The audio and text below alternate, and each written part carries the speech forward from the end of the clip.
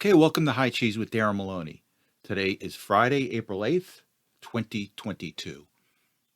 Did you happen to see the clip of Joe Biden shuffling around earlier this week when Barack Obama visited the White House to celebrate, I think, the 12th year of signing Obamacare? Politically, I think Biden's a dead man walking. And it's just not me that makes this observation. I'm in contact with some pretty good political observers, elected officials here in New Jersey that I keep in contact with. And for as much as they have certain talents, the one unique talent all these politicians I've come across is they're able to observe the passing parade very well. And he made a comment to me that was quite important. And what he said that he wouldn't be surprised if the Democrats remove Biden prior to the November election. At this point, he said Biden is a hindrance to the Democrats, whether it's his physical ability, whether it's his skills, whether it is Hunter Biden. He is a anchor on the Democratic Party right now. And what he told me, and this is really interesting, he said that this was by design to allow Joe to shuffle around and be videoed shuffling around like a homeless man, not knowing where to go. And that was a message to his wife, Jill. Because apparently behind the scenes, there's a big push to get rid of Biden by the Democratic insiders. And there's a lot of pushback from Jill Biden. Of course, she likes the idea of being the first lady, and she doesn't want to give that up without a fight. And the one thing that I was told, there were no handlers of Joe Biden in that scenario earlier this week. He was let alone to shuffle around. If you ever notice that there's always a handler around Biden. And this time there wasn't. And he just looked like an old senile man shuffling around looking for something. And then Obama completely ignored him when Biden was trying to get his attention. If you get a chance, you got to see these videos. They're just starting. This is the president of the United States shuffling around on stage like some homeless man, not knowing where he is. And again, what I was told is that this was likely by design to send a message to the wife, Jill Biden. This is what your guy is all about. And this is only a tip of the iceberg of what we're going to let happen to your husband. But it really is startling. And what my contact said is that if Biden continues to slip in the polls, and if the Democrats continue to lose the African-American vote, and they need the African-American vote in order to win in November, as well as in order to compete in 2024, they'll remove Biden and put in Harris as president in hope of ginning up the African-American vote in November.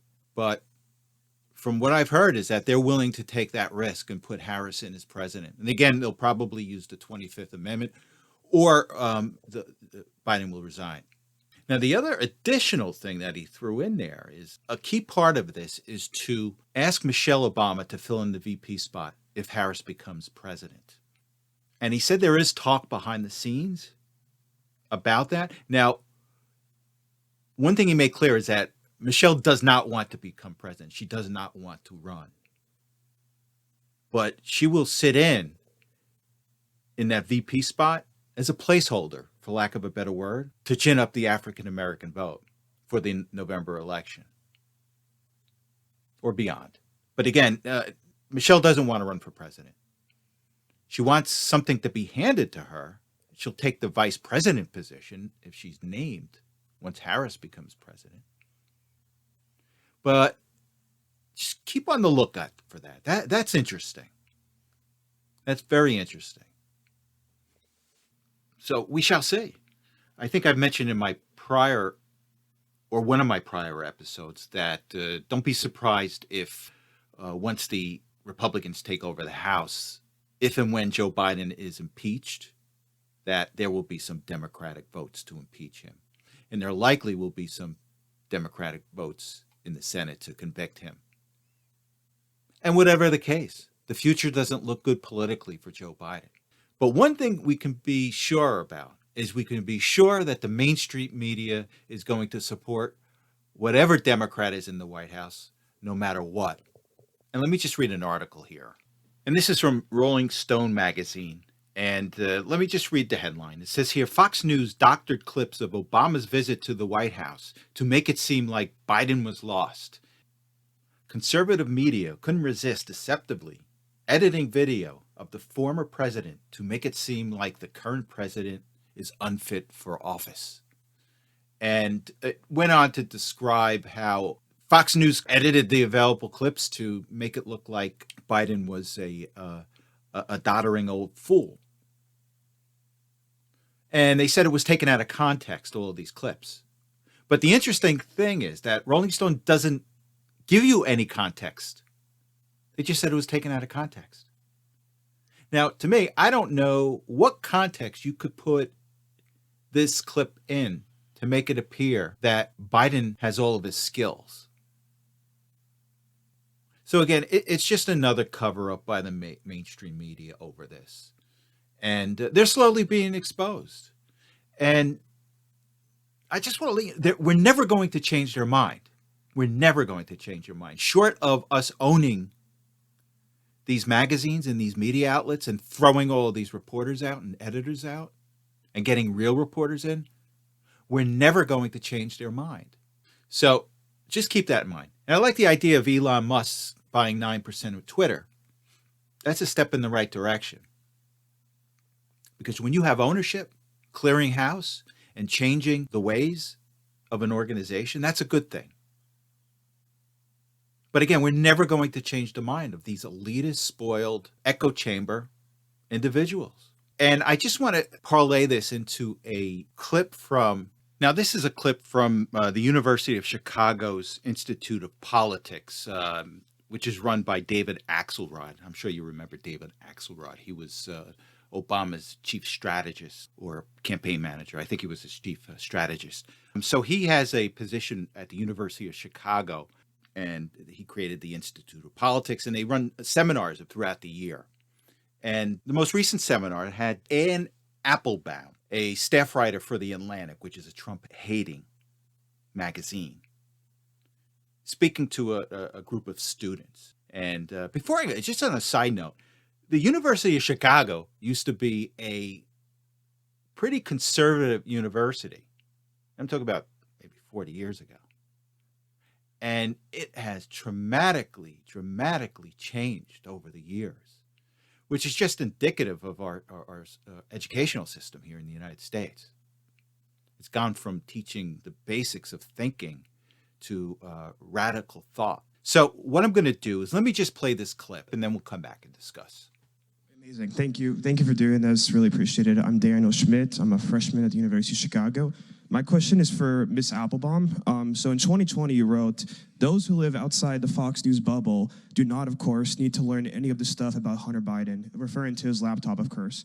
A poll later after that found that if voters knew about the content of the laptop, 16% of Joe Biden voters would have acted differently. Now, of course, we know a few weeks ago, the New York Times confirmed that the content is real.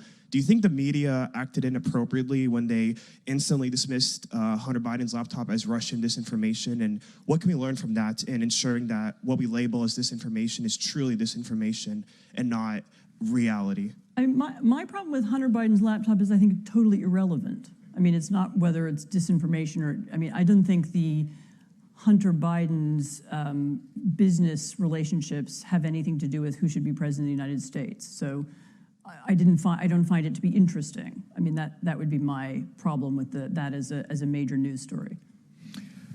We're going to talk about more of this tomorrow in our first panel, so stand by.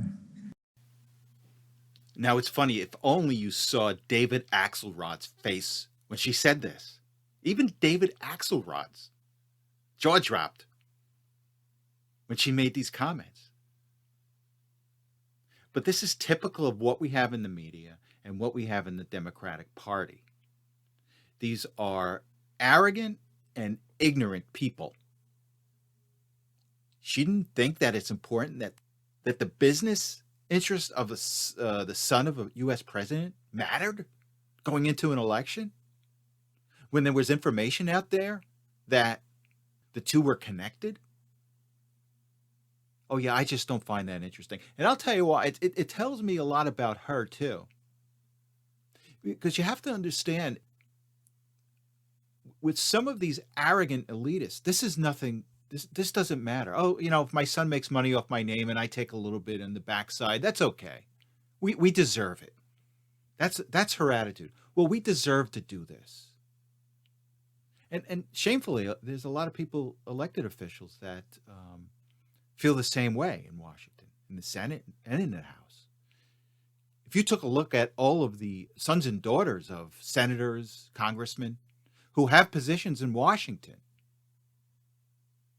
that have been making money off the names of their parents, it's frequent. It happens frequently. And my concern is that a lot of these elected officials are fearful of becoming exposed themselves because of Hunter Biden. But again, these people, they have to be crushed, not literally, but their mindset has to be crushed. There will be no more room for these people. No room at the end for these people, because they are anti-American, they're self-serving, and they're against you and they're against me.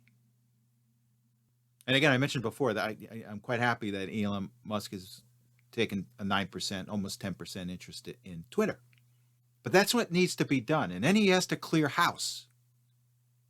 And we have to clear house starting in November, internally with the Republican Party, and then the Democratic Party, as we know it, has to be crushed. There are no ifs, ands, or buts. These are cruel, ignorant people that have taken over the media and the Democratic Party. And unfortunately, we just have to be tough and crush them into oblivion, into history. And that's what has to be done. Now, so much of what's going on right now revolves around Hunter's laptop.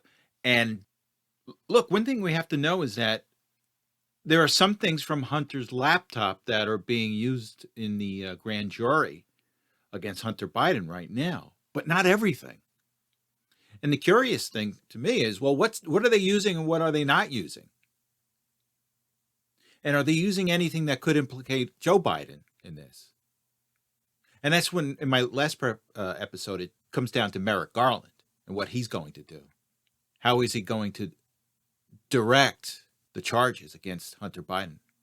Now, the interesting thing is, I hear that there's potential that the IRS side of this proceeding against Hunter Biden could resolve in a civil case that can be just cleared up with a check or another check. Remember, in my last episode, I mentioned that he had already made $1 million payment to the IRS about 2-3 months ago. And I explained this could be part of his defense. Now, will Garland use that as a hook to say, yeah, it's probably a civil case, let's not charge him criminally? Where if you or I did that, we'd be in jail. Yeah, but we shall see. That's why it's going to be very interesting what's going to happen with Hunter Biden. And there's so many options that this thing could take.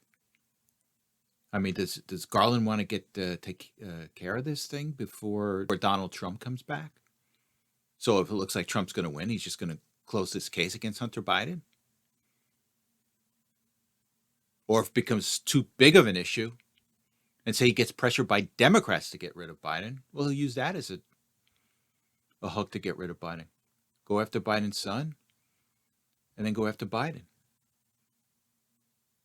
Or they can simply go to Biden and say, look, we're going to indict your son. You resign or we're going to indict him. So right now, Merrick Garland holds a lot of cards.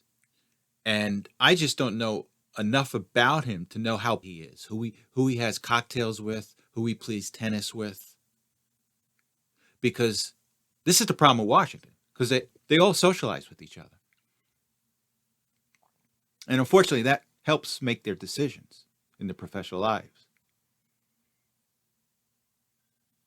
So it's going to be really interesting to see what happens with this Hunter Biden case.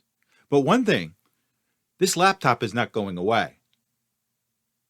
Now, what I want to do is I just want to switch you to a clip from Jack Maxey. Jack Maxey used to be a co-host of The War Room with Steve Bannon. Jack Maxey has unearthed a massive amount of deleted information from Hunter's laptop. And apparently what he did is he took off to Switzerland to finish restoring this information that was previously deleted by Hunter. So I'm going to take you to a clip. It's an interview with Jack Maxey, and just letting you know what he did and why he did it. So apparently he's in Switzerland, so he can work on this. And look, he's scared right now, and he'll explain in the clip. So let me just play the clip, and then we'll come back and discuss. I'm in Zurich, Switzerland. I came here so that we could do a forensic examination safely in a country that still respects human liberty and the ideals of a liberal democratic principles.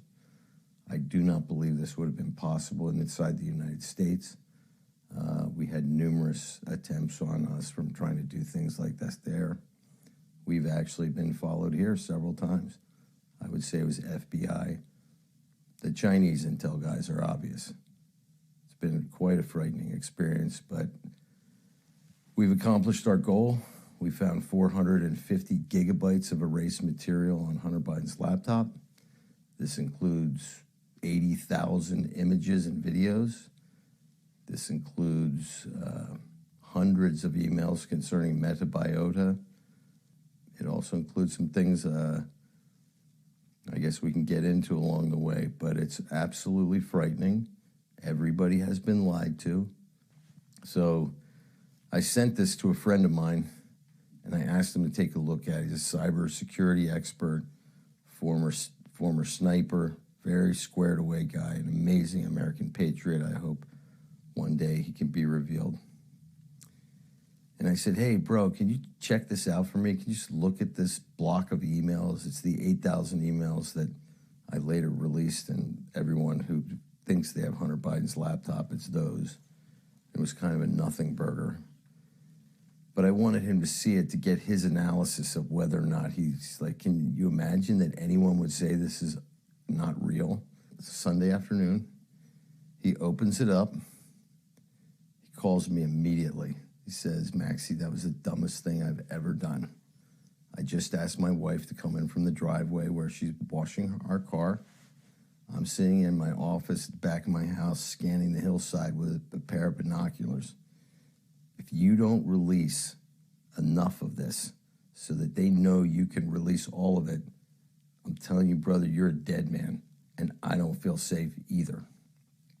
I said, yeah, I'll get to that, man. I'll do that this week sometime. He said, no, brother, you're doing it right now while I'm on the telephone. And Maxey truly is a patriot, and he should be concerned. Do you remember the recent raid of James O'Keefe's apartment? I think it was in Westchester County. He's the owner of Project Veritas, and they raided his house because he had supposed diary of Joe Biden's daughter, Ashley. Remember that diary? The one that said that she felt that Joe showering with her at an inappropriate age made her feel creepy. Shocking, huh? This is our president. This is what her daughter said. But that's not the point for this. The point for this is that Maxey has every reason to be concerned when O'Keefe's apartment gets raided because of this diary. What are they trying to control? And who are they trying to control it for? Now, what Maxey has uncovered more information than what was previously known. Now, I believe we already have enough information to implicate Joe Biden with his son. We've got the 10% memo, the big guy memo. And that's what's crazy. You know, Biden, he's like some local political hack that's corrupt. This is what these local yokels do. They take 10% off the top. And this is what our president is doing. It's absolutely disgraceful. Then we also know that they share bank accounts, they share accountants. So we shall find out. And I just want to give my kudos to Senator Ron Johnson from Wisconsin the other day. He just on the Senate floor, he just laid out the millions and millions of dollars that these Chinese companies were paying to Hunter Biden. Millions. And he's making a point that this could be a money laundering scheme. And what we do want to know is how much was the President of the United States involved in these transactions, and if and when he benefited from them. And this can't stop. We have to know. So maybe with Maxie's additional information, we'll have more information about our corrupt president. Okay, this is just breaking news. It says here, 2 acquitted, 2 mistrials in Michigan governor's kidnap plot. It says here, a jury found 2 men not guilty on charges connected to an alleged plot to kidnap Michigan Governor Gretchen Whitmer, and a mistrial was called on 2 remaining suspects after the jury was deadlocked on their charges. It says here, Adam Fox, Barry Croft, Daniel Harris, and Brandon Caserta were arrested in October 2020 following an FBI sting operation against a militia group of which they were alleged members and had openly protested Whitmer's COVID-19 policies. Do you remember this? You remember this going back months ago? We found out that their group was infiltrated with FBI. So I think a majority of the group was working for the FBI. So essentially they came in and their defense was, hey, look, the FBI coerced us into doing this thing. All these FBI agents or these FBI operatives, they're the ones that pushed this. And the jury saw through the government. Is this what our government has become? Is this what the FBI has become? We don't like you politically, so we're going to create a crime and throw you under the bus. Article goes on to read, undercover FBI agents infiltrated the group and recorded conversations of alleged plotting. The suspect's attorney contended that their clients did not intend to kidnap Whitmer, and they were coerced by the FBI agents. Dan, is that these FBI agents that had infiltrated this organization, they can create whatever narrative they want to against anyone and wreck these poor people's lives. Again, this is just disgraceful what the government has done. This is the Stasi, the East German Stasi going after their people. And unfortunately, I think this is what the FBI is becoming. I just think, who would want to kidnap her anyway? You'd have to pay for her Botox. Say you got her kidnapped, she's in your basement, and she's screaming for Botox. I don't know how much that costs, but I'm sure it's got to be expensive. Who knows? And this has not been a good week for our friends at the Department of Justice. Let me just read an article from the Federalist. It says here, Federalist judge finds J6 defendant not guilty, nuking Department of Justice charges that walking through an open door is a crime. It says here, a federal judge found a J6 defendant who entered the Capitol not guilty on all charges after he said he was waved in by 2 Capitol Police officers. The decision lays down the groundwork to push back against the Department of Justice's charge that the hundreds of people on Capitol grounds on January 6th deserve to be punished. U.S. District Court Judge Trevor McFadden acquitted Matthew Martin of all misdemeanor charges on Wednesday after he said it was plausible that the defendant reasonably believed he had permission to enter the Capitol. And make a long story short, this defendant, Martin, essentially said he was waved in by Capitol cops. And there's plenty of video of Capitol cops waving the J6 people into the Capitol. And that's all he said. He goes, look, I just thought I was doing the right thing. The cops were there waving people in.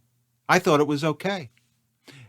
And the Department of Justice thought that was criminal. Think about that. What is going on? And I can't wait for the Republicans to take back the House. I just can't wait for hearings and investigations on the FBI, the Department of Justice, in how this whole J6 operation was handled by them. This is not East Germany. This is the United States of America.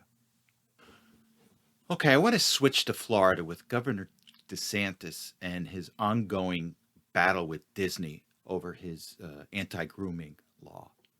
And I noticed that one of the things that DeSantis is looking into is possibly taking away the Disney's quasi-municipality that they run. And they run it under the Reedy Creek Improvement Act. And what that is that Disney was allowed to create their own municipality with their own fire department, with their own board of supervisors. Now, here's the interesting thing. They've got a board of supervisors, but they're voted into office only by landowners. That's something that happened in the United States hundreds of years ago. Not very democratic.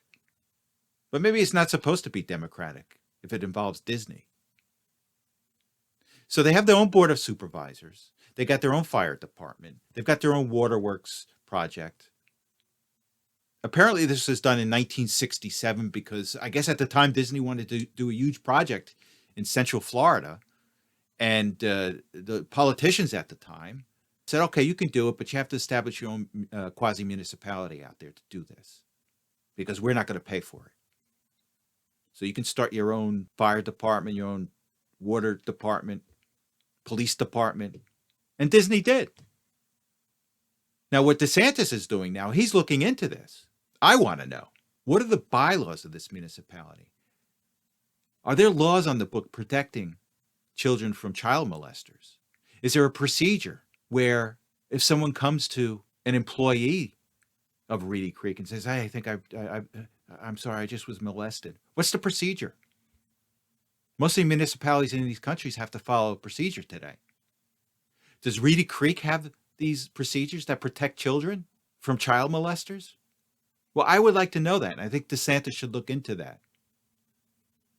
Now, some people say, they've got their own police force, and which is technically true, they do. But what they do is, from what I've read, is they contract out with the local municipalities to supply their police force.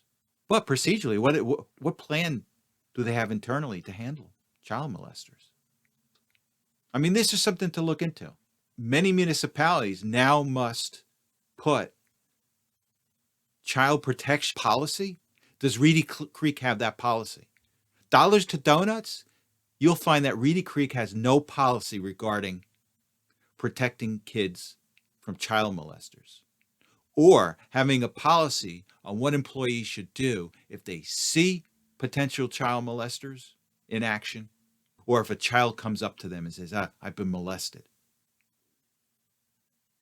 Let's take a look into that. I mean, this is absolutely absurd what Disney is doing. There's nothing in this law that's anti-gay. Nothing. And the problem is the pushback by Disney and its employees are telling everybody that, yeah, we're pro-grooming. And that's dangerous. And you would think that a company that caters to children would be much more sensitive to the safety of children than it is showing. Now, the other thing that people have been talking about for years is in all of these Disney cartoons, there's images of phalluses, other sexual images that are buried into the clothes of some of the characters. That's just bizarre. That is absolutely bizarre. And all I can say to Ron DeSantis is keep up the fight. And if you have to kick Disney out of Florida, do it. Okay, just a couple of items before we switch to the markets. Ketanji Brown Jackson was confirmed today by the Senate with a 53 to 47 vote. Murkowski from Alaska, Collins, and Romney voted for Brown Jackson. I just don't understand how they voted this way. Brown Jackson has been very easy on child pornographers when sentencing them. The numbers don't lie. And that's what we just put on the Supreme Court. Someone who is easy on child pornographers. And enough said on that. Additionally, what I wanted to, I'm just reading an article here from, it says here, Ohio GOP Senate hopeful. The middle class doesn't pay its fair share in taxes. And I think he just shot himself in the foot. It says here, Mike Gibbons, a leading Republican Senate candidate from Ohio, said at a media event last fall that middle-class Americans don't pay any kind of a fair share of income taxes, which is absolutely bizarre. And then he's got this funny math, and he says here the top 20% of earners in the U.S. pay 82% of federal income tax. And if you do the math, and 45% to 50% don't pay any income tax, you can see the middle class is really not paying any kind of its fair share. I'm looking at these numbers. I have absolutely no idea what you're talking about. Now, I have to understand that Gibbons is a millionaire investment banker from Cleveland. So you see where his perspective is coming from. And this is the complete opposite of how I feel and many Americans feel. It's the middle class that should be given the tax break at the expense of those at the top. Because it's the middle class, it's the American middle class that have been taking it on the chin over the past 10 to 20 years. It's been the millionaire investment bankers at the top of the pay scale that have been benefiting. And it's the middle class who have seen their jobs sent overseas. And you tell them they're not paying their fair share? I don't know what numbers you're looking at. But the middle class, the American middle class, pay more in taxes than you guys do. Ay, ay, ay. Well, Gibbons is not a Republican that is going to make it with the Trump supporter. Thank God there's other candidates out there in the Republican primary. All right, with that said, let's go to business. One item that stuck out this week for me is the 30-year mortgage jumped to 5.06% this week. And expect it to go higher. There's two things that are happening. One is that you're looking at the 10-year bond accelerating, and the 30-year mortgage pivots off of the 10-year bond. And as I'll show you later, the 10-year bond was up quite a bit for the week. Additionally, the other thing that is going to affect mortgage rates is this thing called tapering. And what tapering is that it's stopping your quantitative easing. Now, as I explained in the past, the Fed has come in to keep interest rates artificially low by doing two things: keeping the Fed funds rate low and creating this mechanism called quantitative easing, where they actually went into the treasury markets and purchased treasuries, as well as purchasing mortgage-backed securities.